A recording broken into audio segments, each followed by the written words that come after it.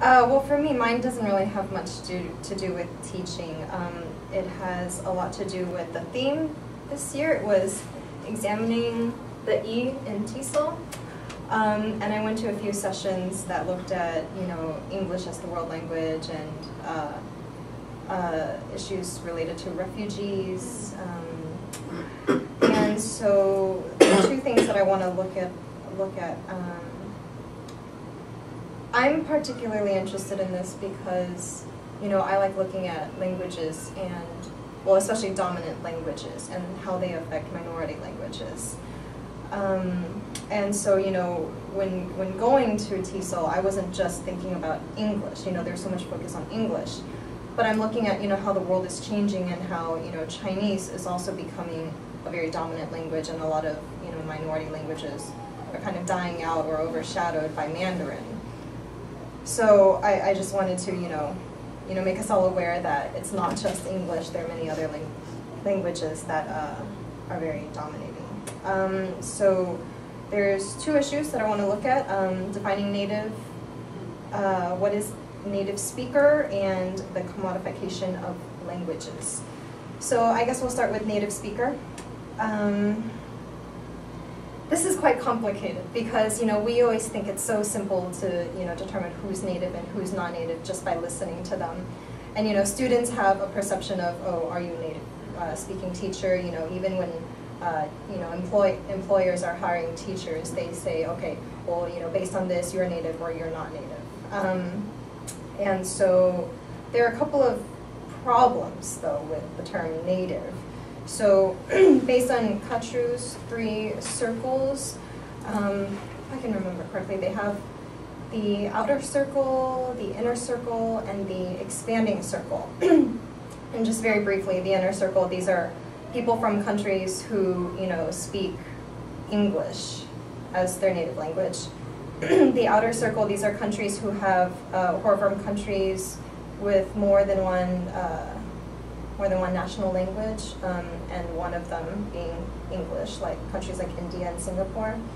And then expanding circles are often these developing countries where, the majority of the students or the people there are learning English.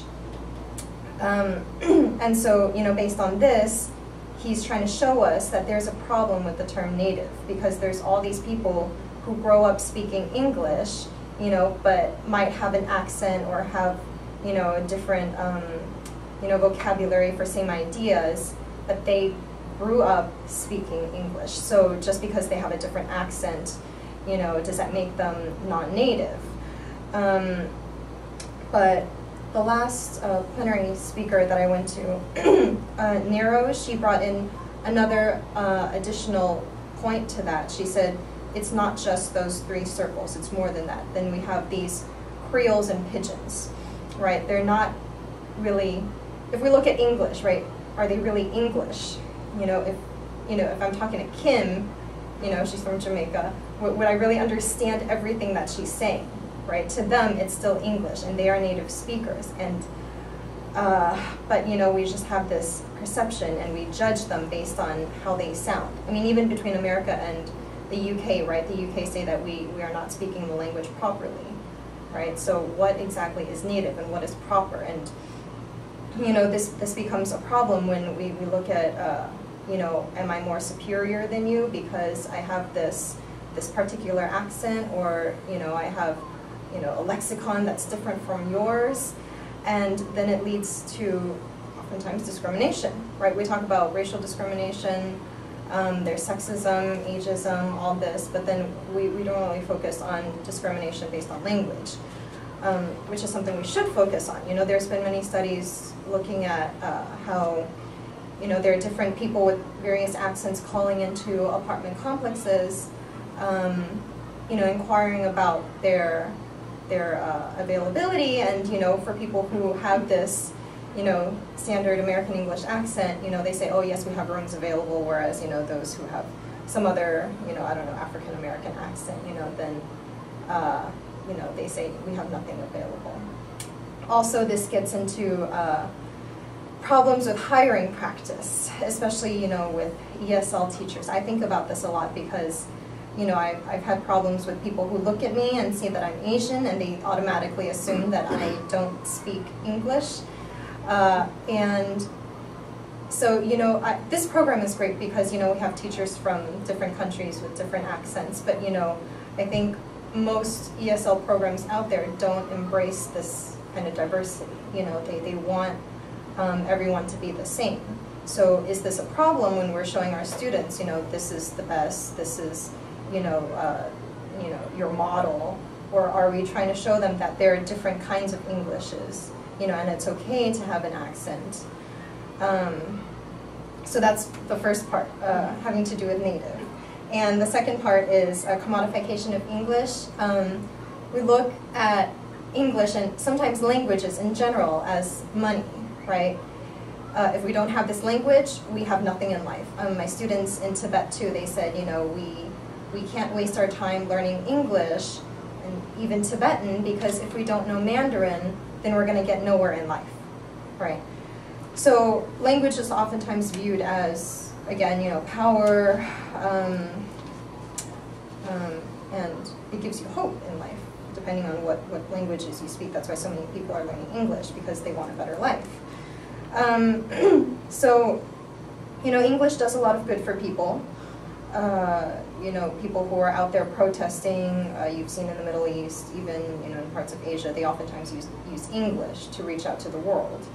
But there are some problems as well, and the example that one of the speakers brought in was, you know, it was somewhere, maybe in New York, and there was a guy who was holding up a sign that said free English classes. And so a lot of people would go, you know, they want to learn this English that's going to give them a better future, right? And help them, you know, reach their, whatever their American dream is. But then as all these people started going, they started realizing that this was actually free Bible study. And so, you know, that made me think of K-State as well, because I always see these free English classes signs, and I wonder, you know, are they really free? You know, we always say there's no such thing as a free lunch. So, you know, they try to use this language that's so powerful that everyone wants, you know, but then and since we're right now talking about Republicans and Democrats a lot, you know, they're trying to sell a particular agenda, right? So they seem good-natured, but, you know, they're actually trying to, you know, through English, you know, spread the word of God to the students, which they might actually reject, and because of that, they might actually end up rejecting the language itself. So we really have to be careful, you know, how we use language and how we you know, provide whatever we provide to students. Yeah, it's interesting to me just thinking about the commodification part of it, because our students, maybe this is going where we don't want to go, but it seems like our students are really interested in the degree, but they don't all understand the value of English as a tool for getting there. And I mean, so on the one hand, the commodification can be a dangerous thing or an undesirable thing, but I don't know. It would almost be nice if they appreciate the value of English.